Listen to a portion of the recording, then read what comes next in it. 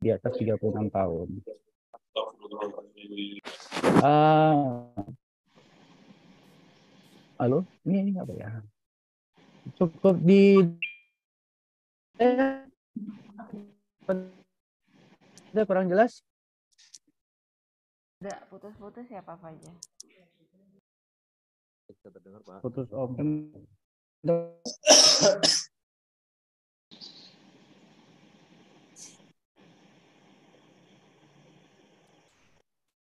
Halo?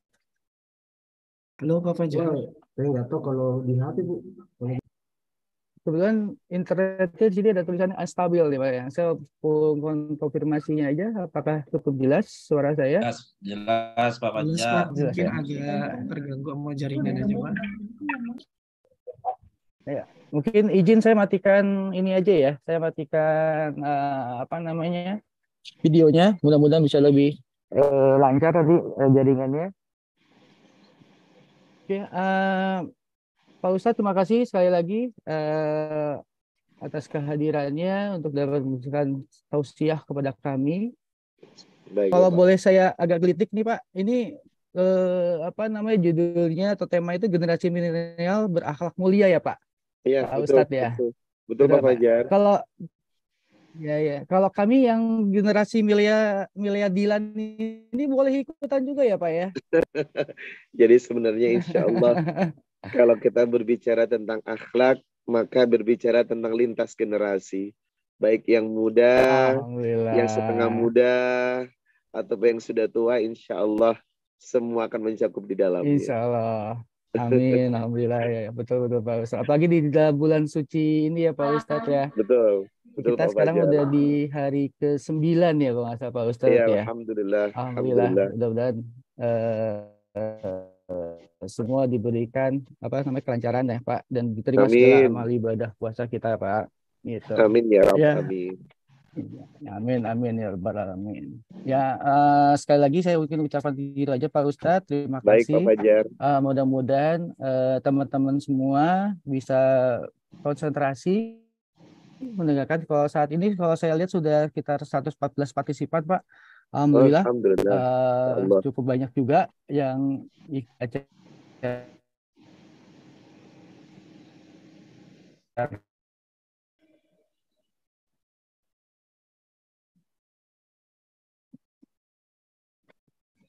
kami berikan titip salam dari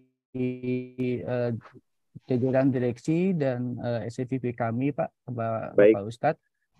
Semoga nanti acara ini bisa berjalan dengan sukses. Begitu Amin. aja. Terima kasih Pak Fajar. Assalamualaikum warahmatullahi wabarakatuh.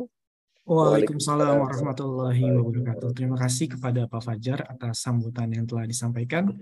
Baik Bapak Ibu, mungkin kita selanjutnya akan masuk ke acara inti pada pagi hari ini yaitu Tausiah Ramadan. Sebelumnya saya himbau kepada seluruh peserta untuk mute audionya agar apa yang disampaikan oleh Bapak Ustadz Riza Muhammad ini dapat diterima dengan baik. Dan nanti apabila ada yang ingin ditanyakan langsung kepada beliau, dapat dipersiapkan pertanyaannya atau dapat ditulis pada kolom chat, nanti akan saya bacakan pada sesi tanya jawab. Ustadz sudah siap ya Ustadz? Insya Allah, mari kita mulai. Baik. Langsung saja pada Bapak Ustadz Riza Muhammad, kami persilakan. Barakallahu fiik. A'udzu billahi minasy syaithanir rajim. Bismillahirrahmanirrahim. Ya ayyuhalladzina amanu kutiba alaikumus siyam kama kutiba alal ladzina min qablikum la'allakum tattaqun. Wahai hamba Allah yang beriman, disyariatkan, diwajibkan kepada kalian untuk berpuasa. Syariat ini sebagaimana pernah diperintahkan kepada golongan atau kaum sebelum kalian dengan tujuan agar puasa ini membawa kita menjadi orang yang bertakwa. Ayyaman ma'dudat, faman kana minkum maridan aw ala safarin fa'iddatum min ayyamin ukhar, wa 'alal ladzina yutiqunahu fidyatum tu'amu miskin, faman tatawwa'a khairan fahuwa khairul lah, wa an tasumu khairul lakum in kuntum ta'lamun. Bulan Ramadan terhitung, telah ditentukan dan telah ditetapkan. Barang siapa yang memasukinya dan berjumpa dengannya, maka wajib berpuasa untuknya. Bagi yang sakit atau sedang berpajalan, sedang mengadakan safar, boleh melakukan qada atau membayarnya nanti di luar bulan Ramadan. Allah menghendaki puasa ini menjadi amal yang terbaik buat kalian jikalau engkau mengetahui. Syahrul Ramadan alladzi unzila fihi al-Qur'an hudan lin-nasi wa bayyinatin minal huda wal furqan. Faman syahida minkumus sahra falyasum wa man kana maridan aw ala safarin fa'iddatun min ayyamin ukhra. Yuridullahu bikumul yusra wa la yuridu bikumul usra wa litukmilul iddata wa litukabbirullaha ala ma hadakum wa la'allakum tashkurun. Bulan Ramadan, bulan diturunkannya Al-Quran. Bacalah, renungkanlah, ambil hikmah padanya, dan jadikan pedoman. Sebab di dalamnya ada banyak petunjuk dan penjelas dari petunjuk itu. Barang siapa yang berjumpa dengannya, berpuasalah. Bagi yang sakit atau bepergian, boleh meninggalkan puasanya, asalkan mengqadanya, membayarnya nanti setelah bulan Ramadan. Allah menghendaki kebaikan untuk kalian, bukan kesukaran. Allah menginginkan kemudahan untuk kalian, bukan kesukaran. Setelah akhir Ramadan, tutuplah dengan memuji nama kebesaran Tuhanmu. Bertakbirlah atas namanya. Semoga Ramadan banyak meninggalkan bekas kebaikan dan keberkahan untuk meraih kesuksesan dunia akhirat.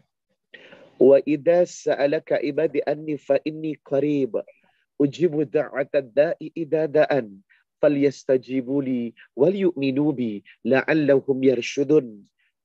Katakanlah kepada mereka, kalau mereka bertanya tentang Allah, Allahu qaribun. Allah itu dekat, lebih dekat daripada urat leher mereka. Setiap doa, harapan, hajat, keinginan pasti dikabulkan dengan syarat falyastajibuli wal yu'minu bi. Jawablah semua perintah Allah dan berimanlah kepada Allah, maka kalian akan bahagia. Quran surah Al-Baqarah ayat 183 sampai dengan 186. Sadaqallahul azim. Maha benar Allah dengan segala firman-Nya. Assalamualaikum warahmatullahi wabarakatuh. Waalaikumsalam warahmatullahi wabarakatuh. Innal hamdalillah nahmaduhu wa nasta'inuhu wa nastaghfir wa na'udzu billahi ta'ala min sururi anfusina wa min sayyiati a'malina. May yahdihillahu fala mudilla lahu wa may yudlil fala hadiya lahu. Asyhadu an la ilaha illallah wahdahu la syarika lahu wa asyhadu anna Muhammadan abduhu wa rasuluhu la nabiyya ba'da. Qala Allah Ta'ala fi kitabihil karim, ya ayyuhalladzina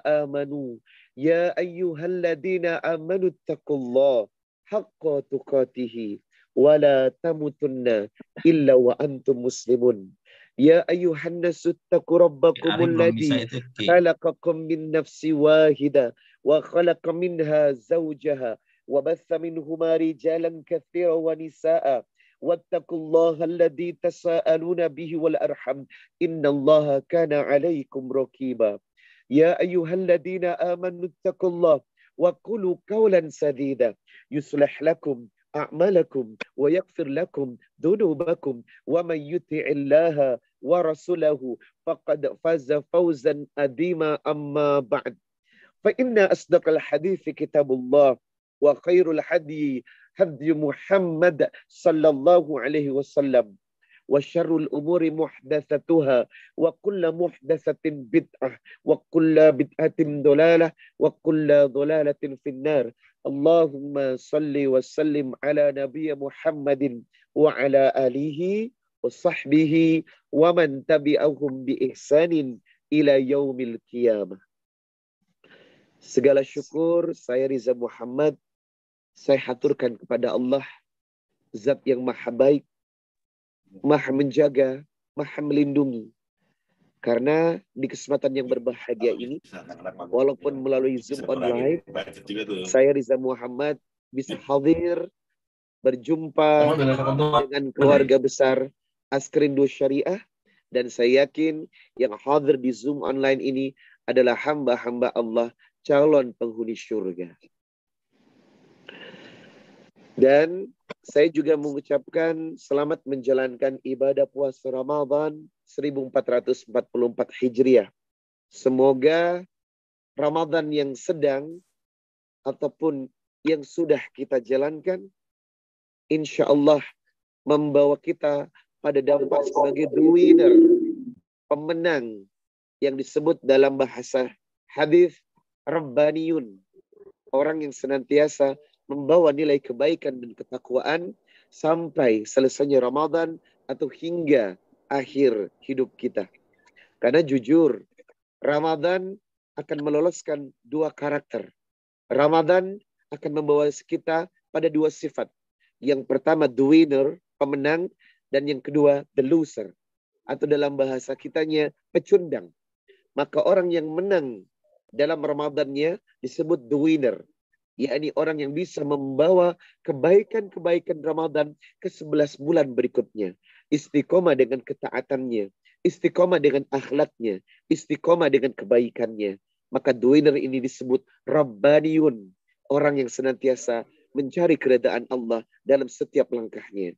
Namun yang kedua, orang yang gagal dalam Ramadannya disebut the loser atau pecundang. Maka dalam hal ini, tabiat orang ini hanya akan baik di bulan Ramadan. Hanya akan taat di bulan Ramadan.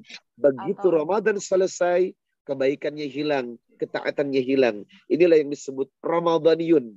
Ketaatanmu hanya ada di bulan Ramadan. Sedangkan setelah Ramadan, kau kembali kepada kejahilan, maksiat, dan perbuatan dosa yang kau lakukan. Maka saya berharap insya Allah Ramadan sebagai institusi perubah, agent of change, Syahrut Tarbiyah, lembaga pendidikan akan melatih jiwa kita, ketaatan kita, pribadi kita untuk menjadi orang yang lebih baik, termasuk insya Allah memiliki akhlakul karimah. Amin ya rabbal alamin. Yang kedua, saya Riza Muhammad menghaturkan salam hormat kepada segenap jajaran komisaris, direksi dan komisaris dari PT Askrindo Syariah yang tadi alhamdulillah dalam speech awal muqaddimah telah diwakilkan oleh Bapak Fajar. Semoga senantiasa segenap direksi dan dewan syariah atau segenap direksi dan komisaris senantiasa dalam keberkahan Allah, ridha Allah, dan selalu dalam kebaikan dunia akhirat. Yang saya cintai segenap mitra bisnis dari PT Askrindo Syariah, semoga harapan saya juga yang hadir dalam Zoom online ini selalu mendapatkan limpahan kebaikan dan keridhaan Allah. Yang saya cintai segenap teman-teman saya, yakni karyawati dari PT Askrindo Syariah, semoga bulan ini insya Allah rezekinya melimpah, THR-nya naik berkali-kali lipat. Amin. Dan insya Allah semakin berjaya dalam perusahaan yang sedang memberikan banyak kebaikan buat kita. Semoga kita pandai menjaga rasa syukur di lembaga ini atau di perusahaan ini, sebab demi Allah, wa itta'adzana rabbukum la in syakartum la azdadanakum wa la in kafartum inna adzabi lasyadid. Energi syukur ini akan menambah kebaikan. Semakin kita bersyukur di mana tempat kita bekerja atas rezeki yang sudah diterima, maka akan Allah limpahkan banyak kebaikan untuk hidup kita. Oleh karenanya semoga kinerja terus ditingkatkan, kejujuran, keikhlasan, demi perusahaan kita maju bersama dan sejahtera bersama. Amin. Teman-teman yang dirahmati Allah Subhanahu wa Ta'ala, Ramadan hadir sebagai institusi pemberubah atau agent of change atau Syahrut Tarbiyah. Maka Ramadan ini bukanlah sembarang bulan, tetapi adalah bulan yang mendulang banyak kesuksesan yang harus kita raih. That is the big homework. Ada banyak pekerjaan rumah yang harus kita bawa dan kita selesaikan nanti di 11 bulan berikutnya.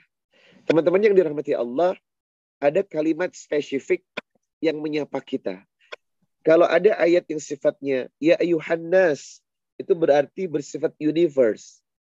Yang disentuh adalah aspek manusia. Tetapi Ramadan yang dibuka dengan ayat Al-Baqarah 183, ya ayyuhalladzina amanu.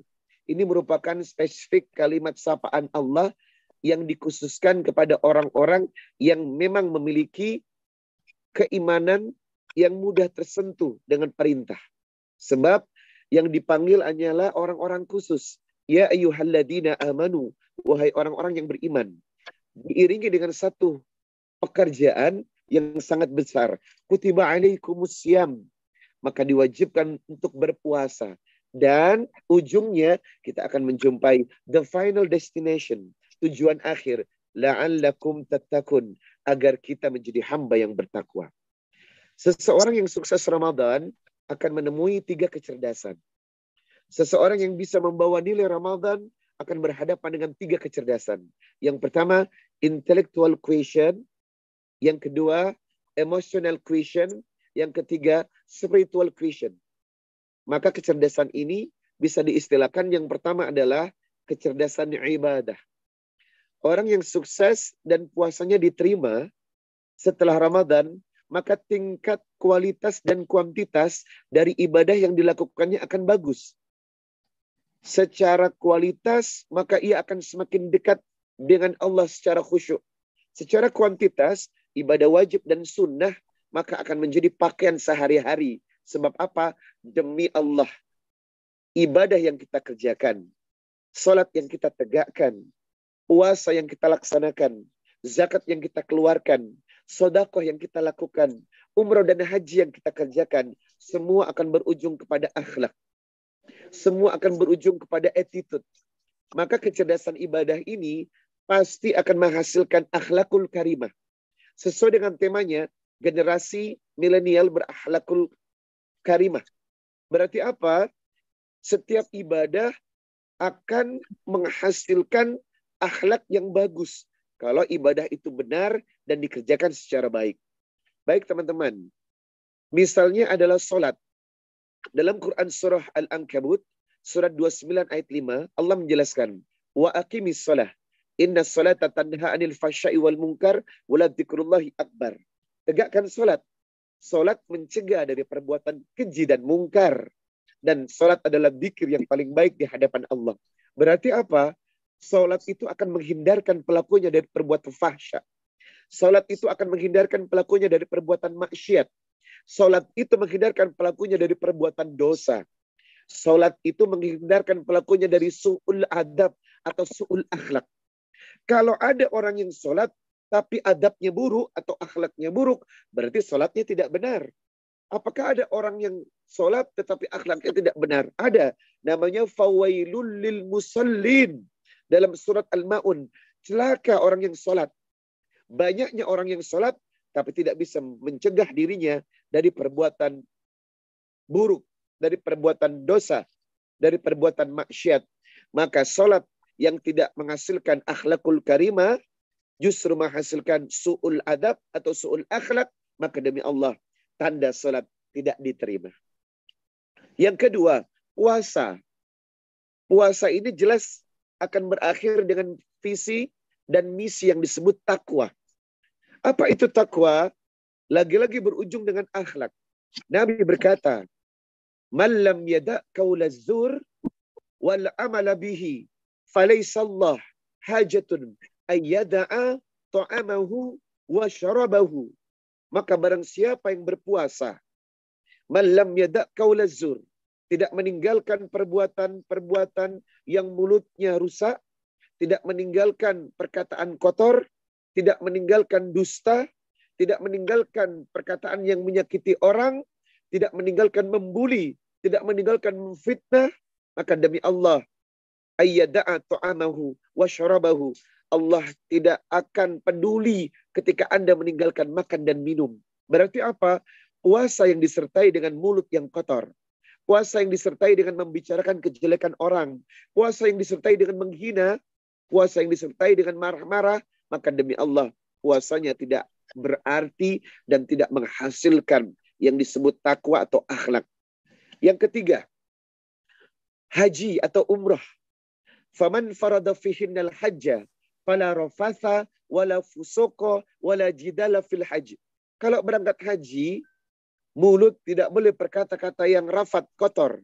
Jangan berdebat dan jangan bertengkar, jangan berbuat fasik.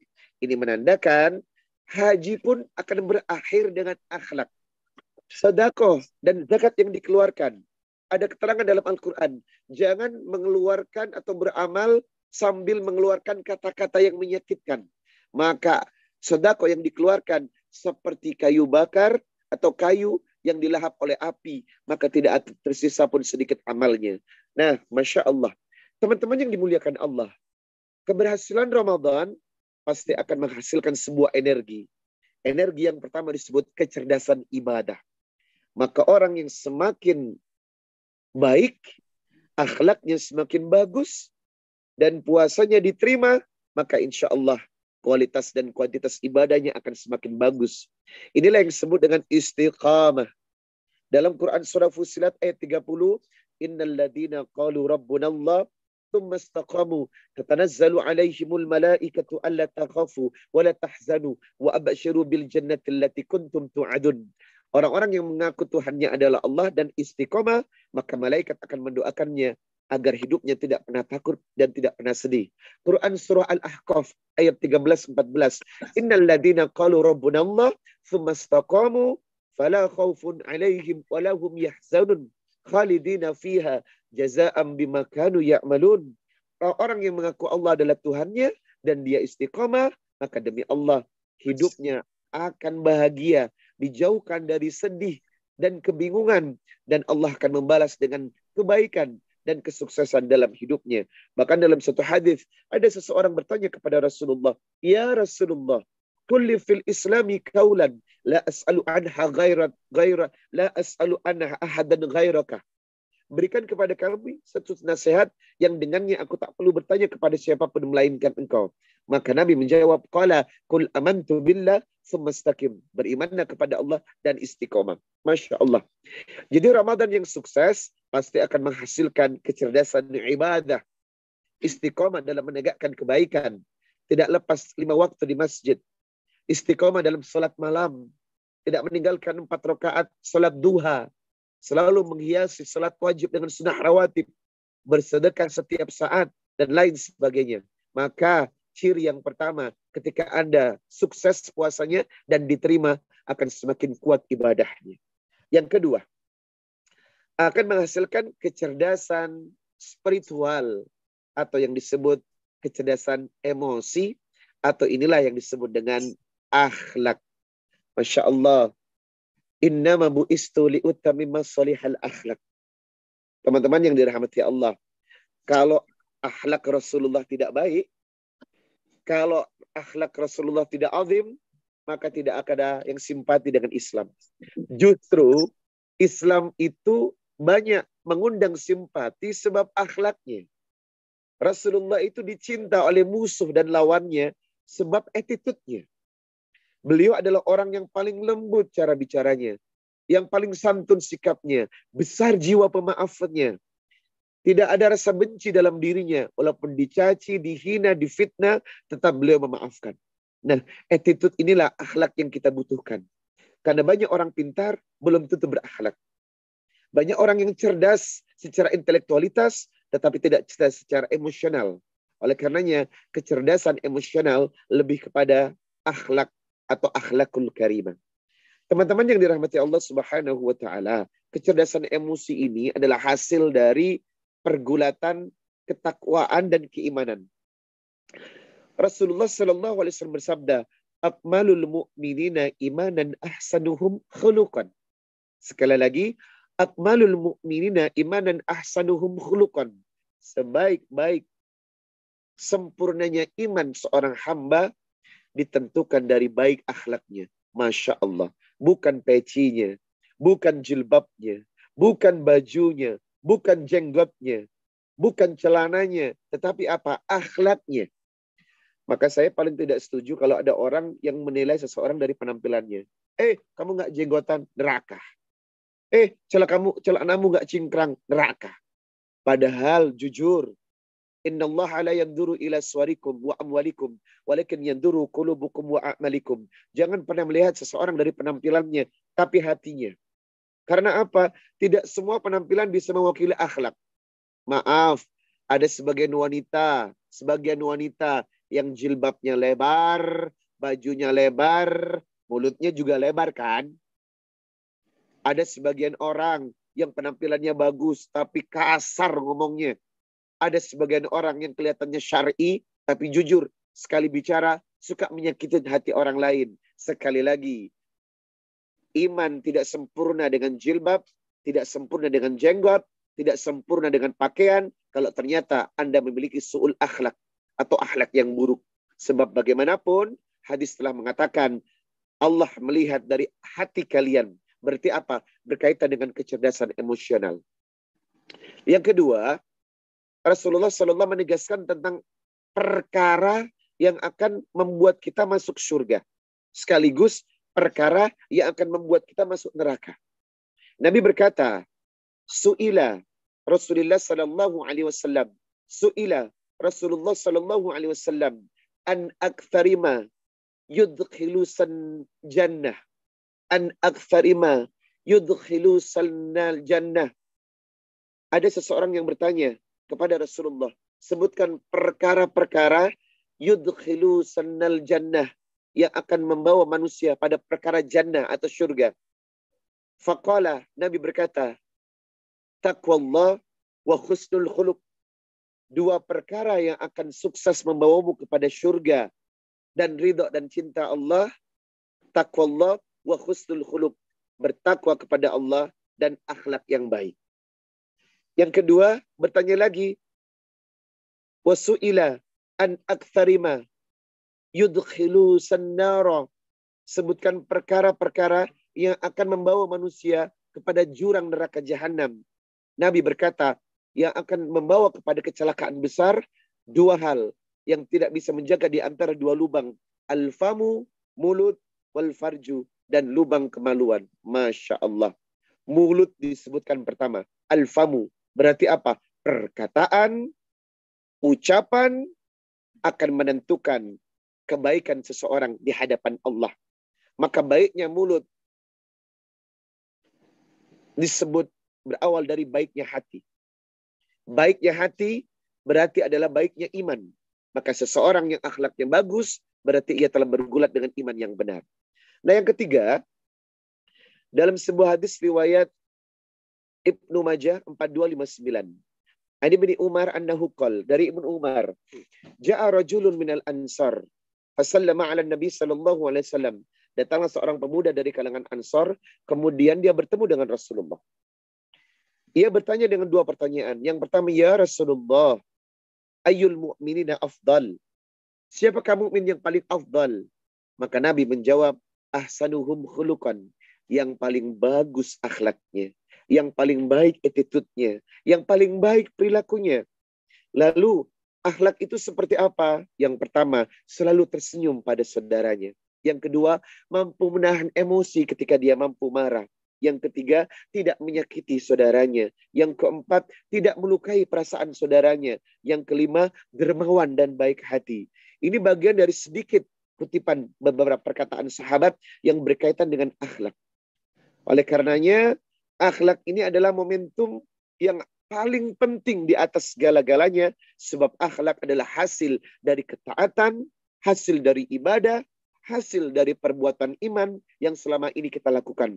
Maka percuma dikatakan orang yang rajin sholat, rajin puasa, rajin sodako, berangkat bolak-balik haji, umroh sudah tidak terhitung, tetapi jujur memiliki su'ul akhlak atau akhlak yang buruk. Demi Allah, saya katakan demi Allah, walaupun Anda rajin berzikir dengan kekuatan yang luar biasa, tetapi akhlak Anda buruk, demi Allah, Anda gagal dalam faktor ibadah dan keimanan. Sebab dalam satu hadis, dalam Al-Mu'jam Al-Kabir, hadis riwayat Tabrani, nomor 13280. Seseorang bertanya kepada Rasulullah, ya Rasulullah, ayyun nas ahabbu ilallah? Siapakah manusia yang paling dicintai Allah? Nabi berkata, anfa'uhum linnas, yang paling bagus manfaatnya untuk orang lain. Maaf, tidak disebutkan yang paling bagus ibadahnya. Tetapi anfa'uhum linnas. Yang betul-betul hidupnya terdedikasi untuk orang lain dan bisa bermanfaat untuk orang lain. Lalu bertanya lagi, ya Rasulullah, ayul a'amil ahabbu ilallah. Amal apa yang paling dicintai Allah? Sururun tudkhilhu ala muslim. Berbuat baik kepada setiap muslim. Au takasifu anhu kurbatan. Menghilangkan kelaparan saudaranya. Au anhu takdi ainan. Membayarkan hutang saudaranya. Au tatrudu anhu ju'an. Menghilangkan kelaparan saudaranya. Bahkan ditutup dengan kalimat wali an amsiya ma'a akhi hajatan ahabbu ilayya min an a'tikafi fi hadihil masjid, yakni Masjid Nabawi syahran. Membantu satu orang terbebas dari kelaparan lebih Allah cintai daripada berzikir, sholat 1 bulan di Masjid Nabawi. Masya Allah. Berarti apa? Ada 2 tingkatan ibadah, teman-teman. Yang pertama ibadah qasir, yakni ibadah diri yang berkaitan antara Anda dengan Allah. Dan yang kedua ibadah muta'addi, ibadah yang berkaitan dengan orang lain. Mana yang lebih tinggi tingkatannya antara ibadah qasir dengan ibadah muta'addi? Jelas Nabi berkata, ibadah muta'addi lebih tinggi tingkatannya daripada ibadah qasir. Ibadah qasir hanya menyangkut Anda dengan Tuhan Anda. Ketika Anda sholat, tetangga Anda lapar, tetangga Anda tidak akan kenyang dengan sholat Anda. Ketika Anda puasa, tetangga Anda lapar, tetangga Anda tidak akan kenyang dengan puasa Anda. Tetapi ketika Anda bersedekah dan diberikan kepada tetangga Anda, maka kelaparannya, kehausannya akan hilang dengan perbuatan baik Anda. Maka sampai di sini sudah saya tegaskan, ibadah qasir yang sifatnya pribadi kepada Allah masih di bawah ibadah muta'addi.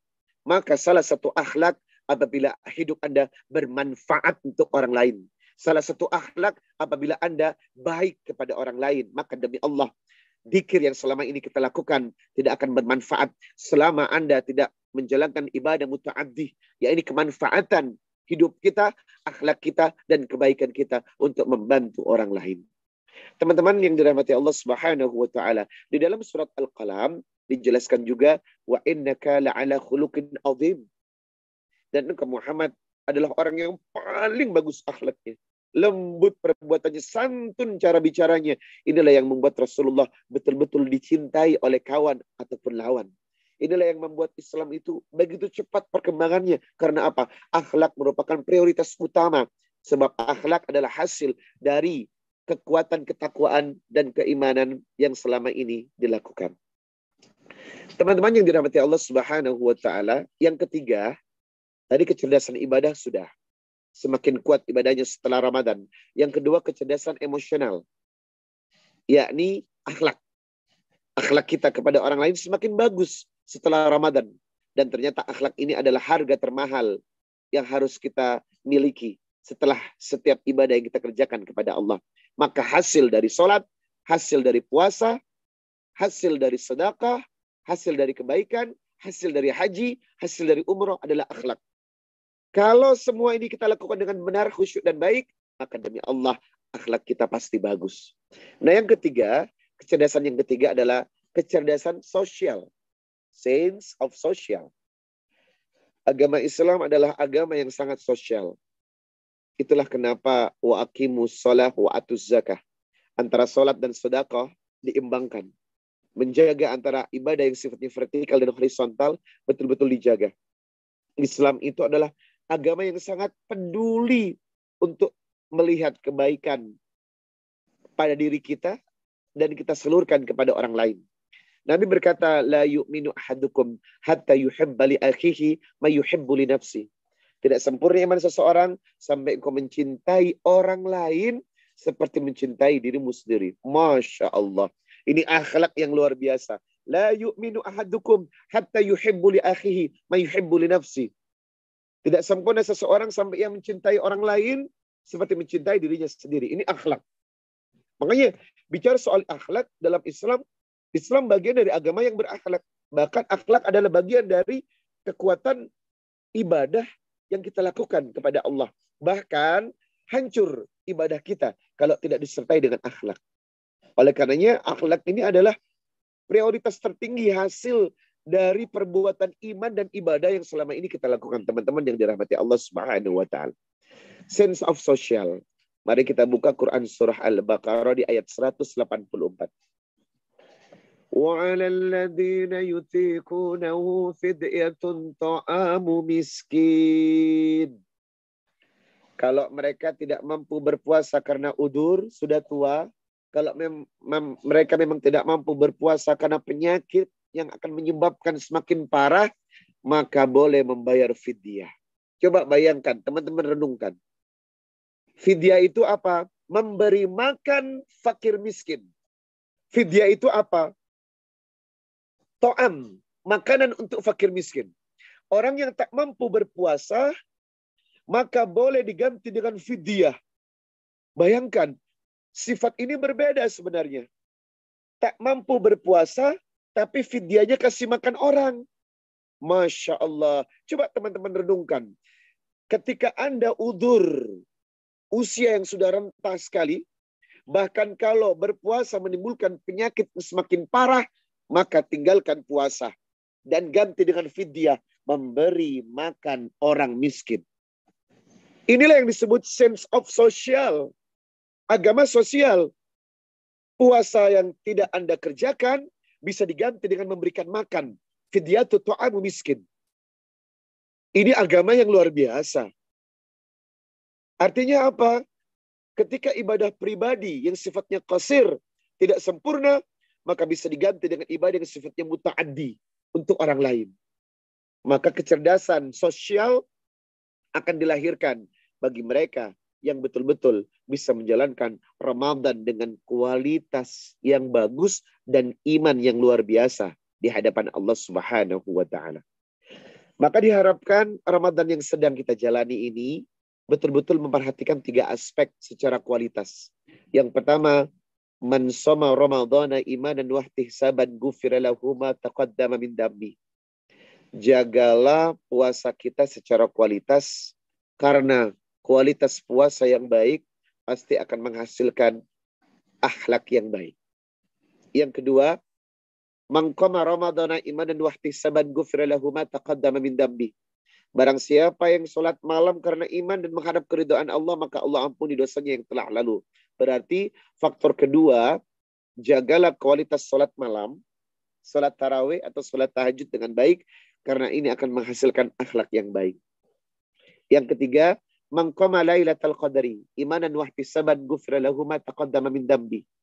Barang siapa yang bersungguh-sungguh untuk mencari Lailatul Qadar dan ia mendapatkan malam itu, betul-betul ia mendapatkan malam itu, maka demi Allah akan menghasilkan akhlak yang baik dan personality atau good personality, atau orang yang senantiasa memberikan banyak aspek manfaat untuk orang lain. Oleh karenanya kualitas Ramadan harus terpenuhi 3 aspek ini. Puasa yang berkualitas, sholat malam yang berkualitas, dan momentum Lailatul Qadar yang akan memberikan impact dan efek yang luar biasa untuk akhlakul karimah kita. Nah, teman-teman yang dirahmati Allah Subhanahu wa taala, apa bedanya adab dengan akhlak? Makanya saya tidak mengatakan su'ul adab, su'ul akhlak. Kalau mungkin di sekolah kita dulu ada pelajaran PMP, Pendidikan Moral Pancasila atau PPKN. Nah, itu berkaitan dengan akhlak juga, tapi hasil dari budi pekerti yang memang terdidik dalam pelajaran. Dan budi pekerti ini bisa berubah karena memang tingkat kebudayaan, pengaruh dari luar yang bisa mempengaruhi itu semuanya.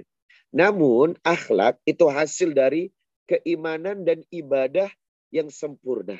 Sehingga akhlak ini tidak akan mudah dirusak oleh pengaruh apapun karena kualitas iman dan ketaatan yang sempurna.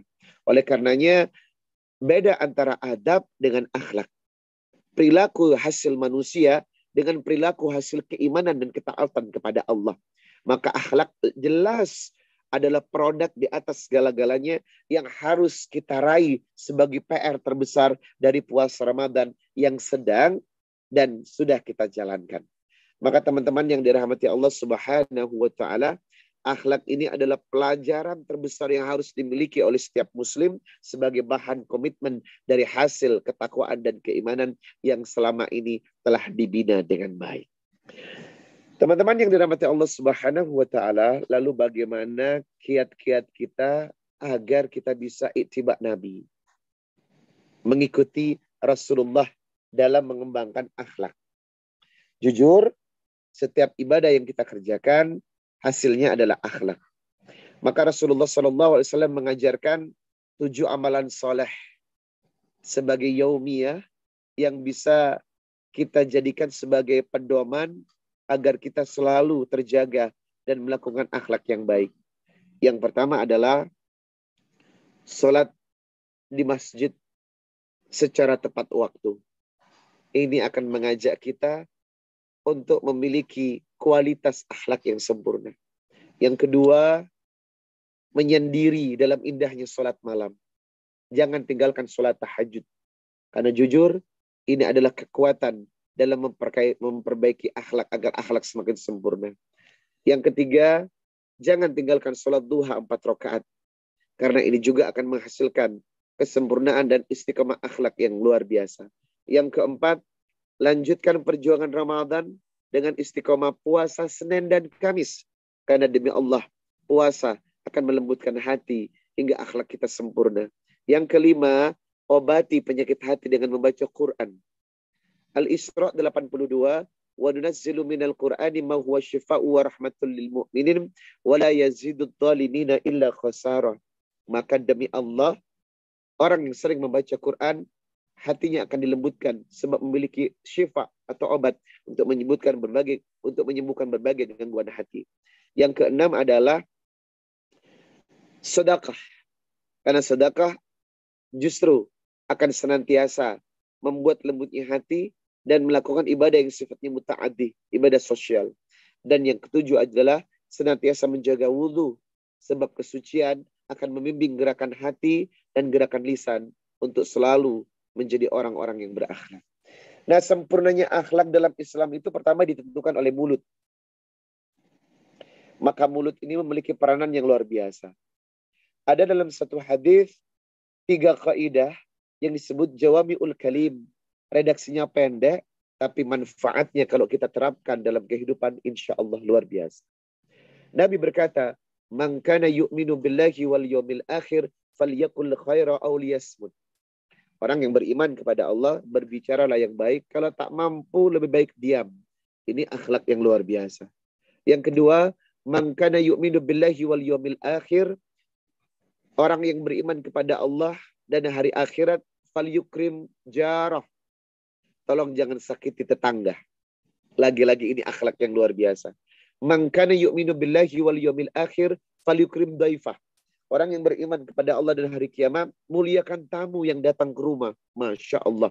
Memuliakan tamu yang datang ke rumah dengan hidangan yang istimewa dan memberi makan, itu bagian daripada akhlak yang luar biasa. Bahkan, kutipan lebih jelas bisa kita tengok dari beberapa surah dan ayat di Al-Quran. Yang pertama surat Al-Baqarah ayat 82-83. Walladzina amanu wa amilus solihati ulaika ashabul jannah. Hum fiha khalidun. Orang-orang yang beriman dan beramal soleh, maka Allah letakkan di surga dan ia kekal di dalamnya. Siapakah mereka? Wa id akhadna mitsaqa bani Israil la ta'buduna illallah wa bil walidaini ihsana wa dil qurba wal yatama wal masakin wa qulu lin nasi husna wa aqimus shalah wa atuz zakah thumma tawallaitum illa qalilan minkum wa antum mu'ridun. Masya Allah. Orang yang disebut penghuni surga adalah orang yang selalu beriman dengan kebaikan. Siapa mereka? Tidak pernah mempersekutukan Allah. Berbakti kepada kedua orang tua. Berbaik kepada kerabat, anak yatim, fakir miskin. Wa qulu linnasi husna. Dan berbicara yang baik kepada setiap manusia. Masya Allah. Ini keterangan kalau ternyata selalu disebut kebaikan mulut bagian daripada akhlak yang diperjuangkan. Nah yang kedua, Quran surah An-Nisa ayat 36. Wa'budullah wa la tusriku bihi syai'a wa bil walidaini ihsana wabidil kurba wal yatama wal masakin wal jari dil kurba wal jaril junubi was sahibi bil jambi wa bani sabil wa ma malakat aymanukum innallaha la yuhibbu man kana mukhtalan fakhura. Taatlah kepada Allah dengan tidak mempersekutukan. Berbuat baiklah kepada kedua orang tuamu, kerabat, anak yatim, fakir miskin, tetangga jauh, tetangga dekat, ibnu sabil, orang-orang yang lemah. Maka Allah tidak menyukai orang-orang yang sombong. Masya Allah. Begitu cantik dan indahnya Islam. Tetangga pun harus dihormati. Tetangga jauh, tetangga dekat pun harus dijaga hatinya untuk tidak menyakiti siapapun. Ini menandakan orang Islam nggak boleh nyakitin orang lain. Makanya saya paling tidak setuju Islam itu identik dengan agama kekerasan atau terorisme dan lain sebagainya. Karena apa? Kita memiliki etika dan akhlak yang luar biasa untuk menjaga tetangga jauh, tetangga dekat, bahkan siapapun senantiasa harus kita hormati. Bahkan untuk pergaulan sehari-hari pun, Masya Allah, indah sekali. Coba teman-teman buka Quran surah Al-Hujurat, surah 49, ayat ke-10. 11, 12, 13, ayat yang ke-10 dulu deh. Innamal mu'minuna ikhwatum fa'aslihu baina akhwaikum wattaqullah la'allakum turhamun. Setiap mukmin bersaudara. Setiap mukmin bersaudara. Jadi bukan lagi nasab atau darah yang menjadi ukuran. Setiap mukmin adalah bersaudara. Kalau ada pertengkaran, damaikanlah. Ini menandakan siapapun kita diajarkan untuk berakhlak dalam kedamaian. Yang kedua, ya ayyuhalladzina amanu la yashar qaumun min qaumin asa ayyakuna khairum minhum wala nisa'um min nisa'in asa ayyakuna khairum minhunna wala talmizu anfusakum wala tanabazu bil alqab bi'sal ismul fusuqu ba'dal iman wa man lam yatub fa ulaika humud dhalimun. Dilarang seorang mukmin mengolok-olok mukmin yang lain. Dilarang satu golongan mengolok-olok golongan yang lain. Dilarang satu perempuan mencaci maki perempuan yang lain. Dilarang satu perempuan menghina perempuan yang lain. Dilarang mencari kesalahan orang atau mencari kambing hitam orang lain. Dilarang berkata-kata, memberikan sebutan yang buruk untuk orang lain. Kalau kalian tidak bertobat, maka kalian tergolong orang yang zalim di hadapan Allah. Masya Allah. Yang kedua, di ayat yang ke-12. Ya ayyuhalladzina amanu jtanibu katsiran minadh-dhann inna ba'dadh-dhanni its wa la tajassasu wa la yaktab ba'dukum ba'dha ayuhibbu ahadukum ayakula lahma akhihi maytan fakarihtumu wattaqullah innallaha tawwabur rahim. Dilarang berprasangka. Berprasangka aja nggak boleh. Apalagi su'udzon, berburuk sangka, jelas haram hukumnya berburuk sangka kepada orang. Dilarang mencaci maki dan dilarang membicarakan aib atau keburukan orang. Ya Allah, sampai urusan prasangka aja nggak boleh. Padahal belum buruk sangka, baru prasangka aja nggak boleh, apalagi buruk sangka. Membicarakan aib orang pun tak boleh. Apapun itu tak boleh. Karena ini bagian dari akhlak yang diajarkan Allah kepada kita. Dan di ayat yang ke-13. Ya ayuhan nas, inna khalaqnakum min dzakari wa untha wa ja'alnakum syu'uban wa qaba'ila lita'arafu. Inna akramakum indallahi atqakum. Innallaha alimun khabir. Wahai manusia, kalian diciptakan berbangsa-bangsa, bersuku-suku, perempuan dan laki-laki untuk saling mengenal. Jadi ayat ini ayat perbedaan loh. Islam itu agama yang menerima perbedaan. Karena apa? Memang sudah jelas ayatnya. Diciptakan berbangsa-bangsa, bersuku-suku, laki-laki dan perempuan, lita'arufu, agar kalian saling mengenal. Saling mengenal, saling bersilaturahim, saling berakhlak. Itulah kenapa Islam adalah agama yang sangat memperhatikan attitude, akhlak yang baik, sikap bicara, bahasa wajah saja. Bahkan Nabi berkata, senyummu untuk saudaramu itu sedekah. Dan senyum adalah sedekah. Senyum aja. Bayangkan, faktor senyum aja menjadi ibadah. Berarti apa? Kalau ketemu orang jangan jaim, jangan manyun. Senyum aja. Siapa kenal dan tidak, senyum aja. Karena itu bagian daripada akhlak yang diajarkan Rasulullah. Tapi zaman sekarang mau senyum sama orang susah banget. Kenapa sih? Padahal senyum nggak bayar loh. Senyum aja. Tabassam. Senyum itu bagian daripada ibadah. Sedekah. Oleh karenanya, insya Allah, kalau kita berbicara tentang keislaman yang sempurna, insya Allah berbicara tentang akhlak yang indah. Oleh karenanya, hari ini, Ramadan yang berkah ini, marilah bersama-sama kita mengubah diri dari ibadah yang kita lakukan menjadi manusia yang cantik dengan akhlakul karimah. Semoga tausiah ini memotivasi saya pribadi dan para jamaah semuanya, teman-teman Askrindo Syariah, untuk mari berubah dengan akhlak yang lebih indah. Demikian. Assalamualaikum warahmatullahi wabarakatuh. Waalaikumsalam. Masya Allah, jazakumullah khairan kasiran Ustadz atas tausiah yang sudah disampaikan. Tadi bisa kita sama-sama dengar kalau ada 3 kualitas aspek yang kita tingkatkan di bulan Ramadan ini. Ada jaga kualitas puasa, jaga kualitas sholat malam, dan momentum Lailatul Qadar untuk kita menjadi pribadi yang berakhlak mulia gitu ya Ustadz ya. Ya, Baik, sebelumnya juga kita sapa yang sudah hadir, ada jajaran direksi Bapak Afiantono dan juga Bapak Subagio. Kemudian ada jajaran komisaris, ada Ibu Siti Marifah juga yang sudah join, dan Ibu Kristina Lestari Ningsih. Selanjutnya kita akan masuk ke sesi tanya jawab.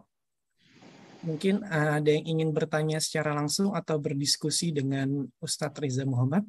Saya persilakan. Silakan. Bapak Ibu.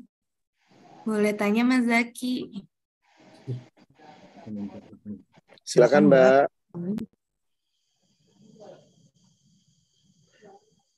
Silakan pertanyaannya. Jangan malu-malu. Assalamualaikum Ustadz, saya Sarah Ustadz dari cabang Bekasi. Mau tanya Baik, Ustadz Ya. terkait fidyah tadi, seandainya ada salah satu kerabat kita yang sakit pada saat bulan Ramadan, dia nggak puasa.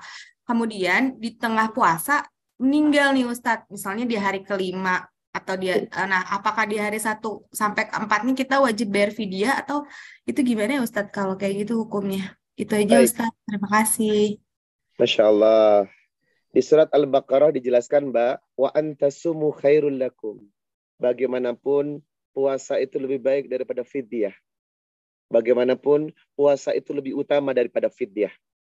Kalau almarhum atau almarhumah meninggal, kemudian ada hutang puasa 5 hari, mana yang dipilih, puasa atau fidyah? Puasa dong. Lalu siapa yang membayarkan puasanya? Keluarganya. Contoh, kalau ibunya meninggal, maka anaknya berhak membayarkan hutang puasa ibunya selama 5 hari. Maka siapa keluarga terdekatnya, bayarkan puasanya 5 hari. Itu lebih utama. Tapi kalau keluarganya nggak ada yang kuat nih, aduh nggak kuat aku puasa nih membayarkan hutang puasa dia, ya udah difidyakan saja.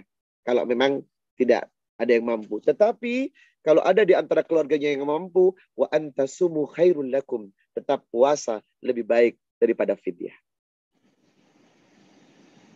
Makasih Ustadz. Ya Mbak, sama-sama. Silakan teman-teman, ada lagi. Terima kasih Mbak Sarah. Ya, baik, mungkin yang lain dari direksi mungkin Pak Afiantono atau Pak Subagio. Waalaikumsalam. Silakan Bu. Assalamualaikum Ustaz, saya Silakan Mbak. izin bertanya Ustaz. Iya. Ustaz, mau tanya nih Ustaz tentang sholat tarawih perempuan Ustaz. Baik. Selama ini kan kita tahunya bahwa perempuan itu afdolnya itu sholat di rumah. Nah, bagaimana dengan tarawih? Karena terkadang kalau di rumah itu mungkin kita merasanya bahwa cepat ngantuk atau apa, sholat lail. Nah, jadi lebih nyamannya itu di masjid. Kira-kira gimana itu Ustaz? Terima kasih Ustaz. Iya. Baik, Masya Allah. Sebaik-baik wanita dalam beribadah adalah di rumahnya. Beda dengan laki-laki. Sebaik-baik laki-laki dalam ibadah adalah di masjid. Indama ya'muru masajidallah man amana billahi wal yawmil akhir wa aqamas shalah. Orang-orang yang memakmurkan masjid adalah orang-orang yang beriman kepada Allah. Cuman ayat ini ditujukan untuk kaum laki-laki. Masjid dimakmurkan untuk kaum laki-laki, bukan perempuan. Tapi bagaimana perempuan yang ingin ke masjid? Jangan dilarang. Wanita yang ingin ke masjid jangan dilarang. Artinya apa? Boleh. Wanita mau sholat di masjid boleh pakai banget. Artinya mau sholat tarawih di masjid boleh. 5 waktu di masjid boleh.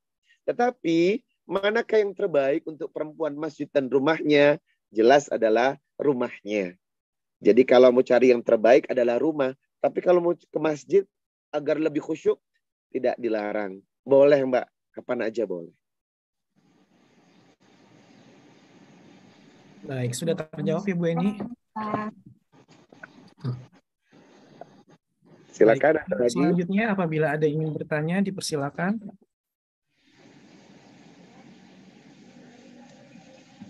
Ada lagi teman-teman? Siap melayani sepenuh hati. Mas Jaki, kalau nggak ada saya. Boleh Pak Subagio. Silakan Bapak Subagio. Assalamualaikum warahmatullahi wabarakatuh, Pak Ustadz Riza Muhammad. Ya, Bapak. Terima kasih Pak sudah bisa join dalam acara kita. Barakallah. Ini acara rutin tiap Ramadan, kita panggil ustadz-ustadz yang beken lagi, termasuk Bapak ini termasuk beken Masya Allah, nasional. alhamdulillah. Saya sebenarnya nanya agak umum, kan mungkin ini juga bukan tanggung jawab Ustadz, cuman saya hanya penasaran.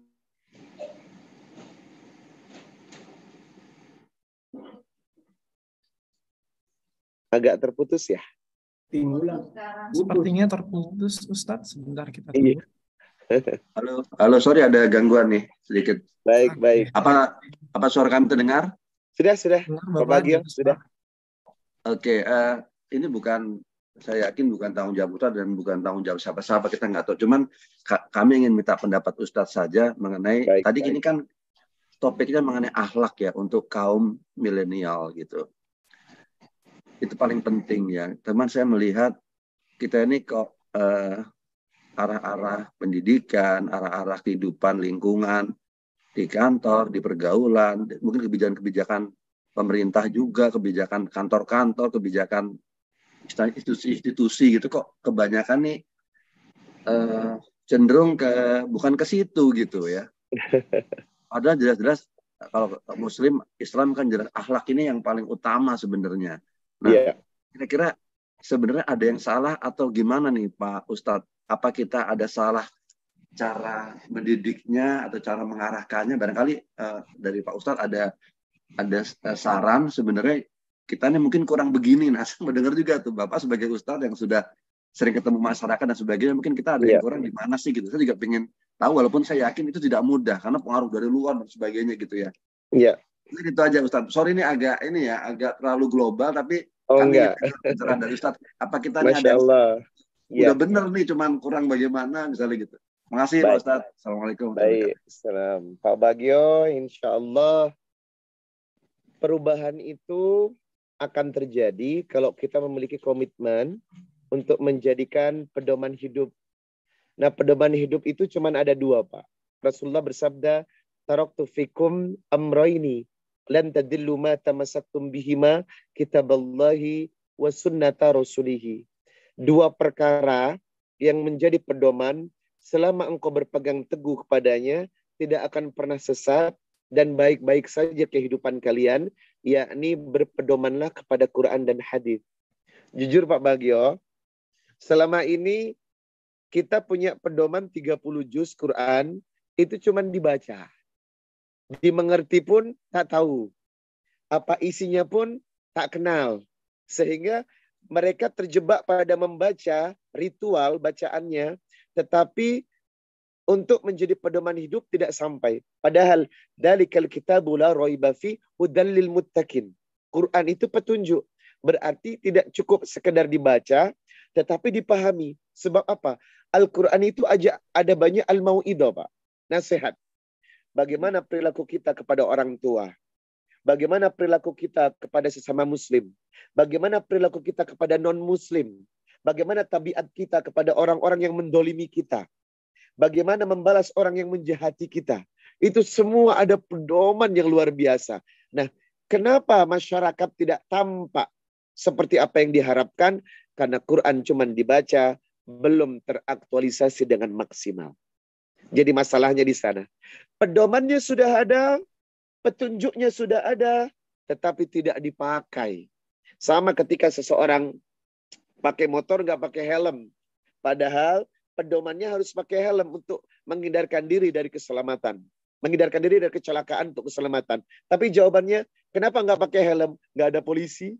Nah, ini pedoman sudah ada. Gitu.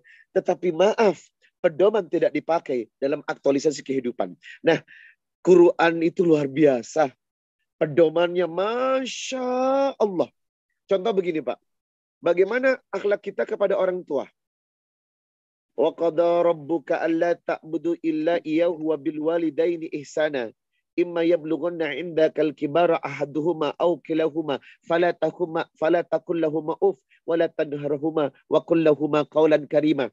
Sama orang tua tidak boleh berkata dan jangan membentak. Pertanyaannya, apakah kita pernah membentak orang tua? Sampai di sini kita sudah tidak melaksanakan pedoman dengan baik.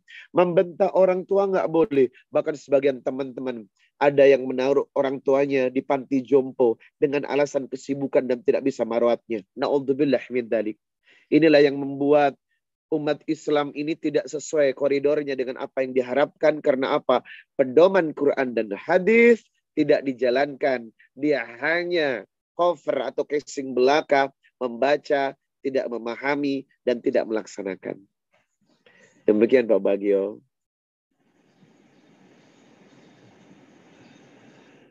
Silakan, ada yang lain teman-teman. Mungkin ada lagi yang ingin bertanya. Bu Christine, Bu Seni mungkin yang sudah raise hand. Baik, Mas Jaki, terima kasih. Assalamualaikum warahmatullahi wabarakatuh, Pak Ustadz. Izin bertanya, Pak Ustadz. Ya Bunda, silakan. Tadi kan salah satunya adalah jangan gibah ya Pak Ustadz. Betul. Tadi saya sempat tanya, kalau antara gibah dengan curhat sebenarnya istilahnya kita membicarakan teman saya yang istilahnya kita sudah berbuat baik, kok balasannya berbeda dan gitu. Terus kita curhat ke teman nih gitu. Apa itu sama juga dengan gibah? Padahal itu kenyataan memang istilahnya tingkah lakunya dia itu nggak bagus lah, kurang bagus seperti itu kepada saya misalnya. Apa kita sama termasuk dengan gibah? Makasih Pak Ustadz. Assalamualaikum warahmatullahi wabarakatuh. Assalamualaikum warahmatullahi wabarakatuh. Apa hukum dari gibah? Seperti makan bangkai saudaranya yang sudah mati. Apa itu gibah? Membicarakan aib orang yang memang betul ada dirinya. Jadi kalau memang ada keburukan yang memang ada dalam dirinya, lalu kita membicarakannya, itu gibah. Tetapi kalau itu tidak betul, itu namanya fitnah. Nah, gibah itu adalah membuka aib dan keburukan saudaranya yang dia tidak suka untuk dipamerkan. Itu gibah. Tetapi ada gibah yang diperbolehkan, Bunda. Ada gibah yang tidak diperbolehkan, ada gibah yang diperbolehkan. Apa itu gibah yang diperbolehkan? Membicarakan keburukan orang itu agar engkau berhati-hati dengan sikapnya. Contoh, dia pengedar narkoba loh, sudah banyak korbannya loh, jadi tolong hati-hati ya, karena betul-betul dia pengedar narkoba nomor 1, sudah banyak yang dirusak. Ini gibah. Apakah boleh? Boleh. Untuk menyelamatkan orang, untuk memberikan informasi kepada masyarakat agar berhati-hati dengan tindakannya, agar tidak tertipu dengan sikapnya, agar tidak terjerumus dengan perbuatan negatifnya. Ketika Anda membicarakan keburukannya, itu boleh. Tujuannya adalah mengedukasi agar orang itu tidak termakan atau terbawa oleh sikap jahatnya. Tapi kalau sekedar curhat tanpa ada unsur memberikan edukasi dan hati-hati kepada orang, itu masuk gibah, Bunda. Makanya curhatnya tidak boleh yang seperti itu. Tapi kalau memang untuk memberikan hati-hati ya sama orang ini begini, aku takut kamu jadi korban, aku sudah tertipu, itu boleh. Selama untuk menyelamatkan teman agar tidak tertipu dengan sikapnya, boleh. Tapi sekedar curhat, dia orang yang nggak tahu diri nggak sih? Sudah kubantu, kasih pinjaman duit, kasih makan, kasih minum. Nggak ada rasa terima kasihnya sama gue. Dasar. Nah ini nggak boleh. Ini nggak boleh. Ini gibah. Akhirnya apa? Tidak ada tujuannya. Orang tahu jadi keburukan si A. Demikian Bunda. Baik, terima kasih Pak Ustadz atas Iya. pencerahannya. Assalamualaikum. Salam. Baik, silakan.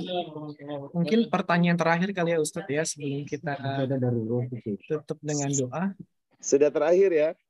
Mungkin yang terakhir Ustadz. Baik. Yang sudah resen mungkin Mas Rahmat Hidayat boleh. Silakan. Baik, terima kasih atas kesempatan yang diberikan. Assalamualaikum Pak Ustadz. Baik, waalaikumsalam warahmatullahi wabarakatuh. Saya izin bertanya, ini terkait tentang masalah akhlak ya. Saya ingin bertanya bahwa bagaimana sih cara kami sebagai kaum Gen Z dan kaum milenial dalam menjaga akhlak kita, karena seperti yang kita tahu kalau seumpamanya kami itu sudah menjaga akhlak dengan menjaga akhlak dengan baik, akan tetapi respon orang terhadap kita itu akhlaknya kurang dari tutur kata dan sebagainya. Misalkan di era sosial media seperti saat ini kan banyak orang itu berinteraksi itu dengan cara yang tutur kata yang tidak sopan dan menyakiti, padahal kita itu sudah menyampaikan dengan sopan, dengan santun, dengan akhlakul karimah. Itu bagaimana ya cara kita menghadapi orang-orang yang tidak berakhlak? Terima kasih. Masya Allah, Mas Rahmat yang dirahmati Allah Subhanahu wa Ta'ala, ada pedoman yang diajarkan Rasulullah Sallallahu Alaihi Wasallam kepada kita, yakni wa'adbi'is sayyatul hasanatamhuha, balaslah keburukan dengan kebaikan, wa khaliqin nas bi khuluqin hasan, dan tetap berakhlaklah kepada setiap manusia walaupun feedback dari perbaikan Anda atau akhlak Anda tidak dihargai orang. Berarti apa Mas? Dalam situasi apapun senantiasalah berbuat baik saja. Feedback orang kepada kita setelah kita berbuat baik tapi balasannya buruk, ya nggak apalah, kita doakan. Artinya semoga orang itu diberikan hidayah sama Allah. Jangan membalas keburukan dengan keburukan. Wa khaliqin nas bi khuluqin hasan, dan tetap berbuat baiklah kepada setiap manusia. Artinya apa? Situasi, kondisi apapun jangan terbawa ya. Di era digital ini, tabiat manusia itu ada dua. Dipengaruhi atau mempengaruhi. Jangan mudah dipengaruhi oleh hal-hal yang negatif. Tetapi kalau dipengaruhi oleh hal-hal yang baik, insya Allah bisa kita jadikan sebagai pedoman hidup untuk meniru perbuatan baik itu. Maka kembalilah kepada ajaran Rasulullah. Perbuatan akhlak itu agar istiqomah harus diawali dengan tazkiyatun nufus. Mencuci hati. Tazkiyatun nufus itu adalah terapi agar hati kita senantiasa bersih. Karena hati yang bersih pasti akan menghasilkan akhlak yang baik. Bagaimana caranya tazkiyatun nufus? Yang pertama, membaca Quran. Karena Quran itu obat. Saya sudah mengatakan tadi, wa nunazzilu minal Qur'ani ma huwa syifa. Al-Isra 82. Yang kedua, salat malam. Karena salat malam akan dilembutkan hatinya oleh Allah sebab kita memperoleh maqam mahmudah. Al-Isra 79. Wa minal laili fatahajjat bihi nafilatan lak asa ayya ba'atsaka rabbuka maqaman mahmudah. Maqam mahmudah adalah tempat termulia bagi hamba-hamba Allah yang rajin salat malam. Dan salah satu fadilah dari salat malam, Allah lembutkan hatinya dan Allah baguskan perilakunya. Yang ketiga, tolong jaga pergaulan Mas. Tidak semua teman bisa menjadi teman. Tidak semua kelompok bisa menjadikan teman. Pilihlah teman yang bisa memberikan kebaikan dan bergaulah dengan orang-orang yang akhlaknya baik. Karena manusia fitrahnya kalau tidak mempengaruhi, dipengaruhi. Yang keempat, perbanyak puasa ya. Puasa ini insya Allah akan membuat kita lebih tenang dalam menghadapi pengaruh-pengaruh yang tidak baik di sekitar kita. Dan yang terakhir adalah perbanyak zikir kepada Allah. Sebab surat Az-Zukhruf 36, wa may ya'shu an dzikrir rahman nuqayyid lahu syaitanan fahuwa lahu qarin. Orang yang meninggalkan zikir kepada Allah, maka qarin dalam dirinya akan menggodanya, akan mengajak pada perbuatan yang tidak baik. Siapa qarin? Adalah syaitan atau jin. Oleh karenanya semakin orang itu zikir, kuat zikirnya, khusyuk dzikirnya, akan terjaga dari perbuatan-perbuatan su'ul akhlak atau akhlak yang buruk. Demikian Mas Rahmat. Terima kasih Pak Ustadz atas jawabannya. Baik, terima kasih. Jazakumullah khairan katsiran kepada Bapak Ibu yang sudah bertanya dan kepada Ustadz yang sudah menjawab pertanyaan dengan sangat baik. Sebelumnya saya mohon maaf kepada Bapak Ibu yang pertanyaannya mungkin belum bisa dibacakan karena ada keterbatasan waktu. Berhubung sudah hampir menuju jam 10, kita akan tutup tausiah pagi ini dengan sama-sama berdoa yang akan dipimpin oleh Bapak Ustadz Riza Muhammad. Kepada Ustadz, kami persilakan. Baik. Bismillahirrahmanirrahim. Laisa syai'un akramah 'ala Allah minad du'a. Kemuliaan seseorang ditentukan dari bagaimana seringnya ia berdoa kepada Allah. Sebelumnya saya ingin menyapa kepada jajaran Komisaris Utama Askrindo yang sudah hadir, yang tadi awal belum saya sebutkan, Ibu Haja Siti Ma'rifah. Beliau adalah putri Wapres RI yang telah lalu. Kemudian Komisaris Independen Askrindo Syariah, Ibu Kristina Lestariningsi, dan PLT Direktur Utama Askrindo Syariah, Bapak Afiantono Yudi Haryadi. Salam silaturahim, semoga senantiasa dalam keberkahan dan cinta Allah. Mari kita berdoa bersama-sama, mudah-mudahan kajian hari ini, semangat hari ini, membuat kita selalu istiqomah di jalan ketaatan dan kebaikan. Bismillahirrahmanirrahim. Allahumma ighfir lil muslimina wal muslimat wal mu'minina wal mu'minat al ahya'i minhum wal amwat. Allahumma ansurna li ikhwanina wal mujahidina fi Gaza, fi Palestin, fi Indonesia, fi kulli makan wa kulli zaman. Hamdan yuafi ni'mahu wa yukafi mazida. Rabbana walakal hamd yanbaghi li jalali wajhika wa 'azimi sultanik. Allahumma salli ala Muhammad wa ala ali Muhammad. Allahumma rabbana taqabbal minna salatana wa siyamana wa ruku'ana wa sujudana wa qu'udana wa tadarru'ana wa takhassu'ana wa ta'abbudana wa tammim taksirana ya rabbal alamin. Rabbana dhalamna anfusana wa illam taghfir lana wa tarhamna lanakunanna minal khasirin. Rabbana wa la tuhammilna ma la taqata lana bi wa'fu anna waghfir lana warhamna anta maulana fansurna 'alal qaumil kafirin.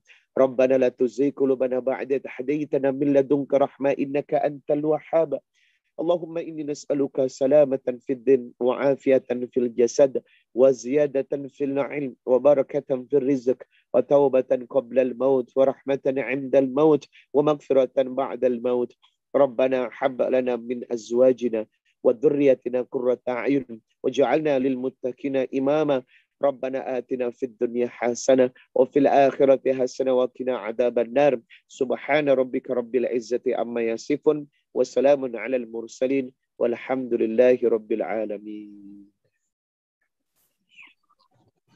Jazakumullah khairan katsiran kepada Ustadz untuk pembacaan doanya. Semoga doa yang kita panjatkan dapat diijabah oleh Allah Subhanahu wa taala. Amin. Alhamdulillahirabbil alamin, telah sampai di penghujung acara Tausiah Ramadan hari ini. Saya mewakili Askrindo Syariah ingin mengucapkan terima kasih banyak yang sebesar-besarnya kepada Bapak Ustadz Riza Muhammad yang telah meluangkan waktunya dan menyempatkan untuk memberikan tausiah pada Jumat pagi ini.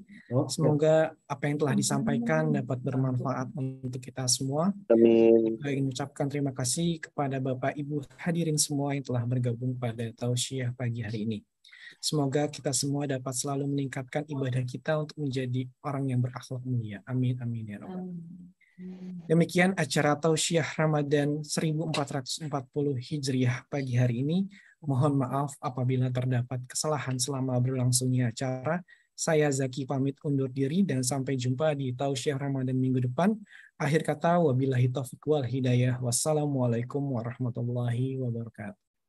Waalaikumsalam warahmatullahi wabarakatuh. Terima kasih Ustaz. Ya. Terima kasih Pak Ustaz. Jazakallah.